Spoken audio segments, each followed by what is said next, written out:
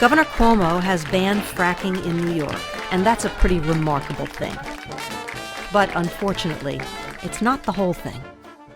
The infrastructure for moving fracked gas from Pennsylvania to export terminals on the Atlantic coast continues at full tilt. And for people along the route of the proposed pipelines and compressor stations, significant threats remain. For example, in Westchester County, an aging nuclear power plant called Indian Point sits alongside the Hudson River. 2 seismic fault lines lie close by, and 40 years' worth of highly radioactive spent fuel rods are stored on site. Now, the gas industry and pipeline construction companies want to expand an existing pipeline by installing a high-pressure, 42-inch diameter pipeline right next to Indian Point. Think about that for a minute. A giant gas pipeline next to an aging nuclear power plant that sits near 2 seismic fault lines.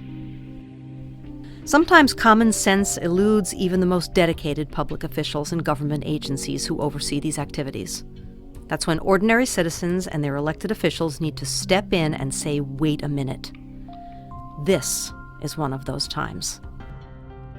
If you think gas pipelines don't belong next to nuclear power plants, or in our backyards, near our schoolyards, or in other places where we live and play, if you think building out a multi-billion-dollar infrastructure to export fossil fuels around the world isn't the best way to address our global energy issues, and if you think that the health of people living in communities near pipelines and compressor stations is just as important as the health of people living near fracking operations, help us push the pause button.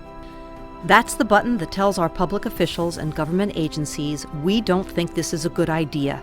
Please look at this again.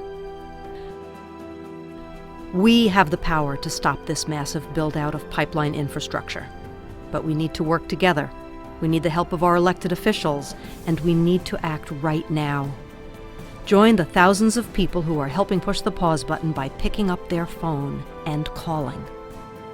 Because future generations can't afford for us to wait.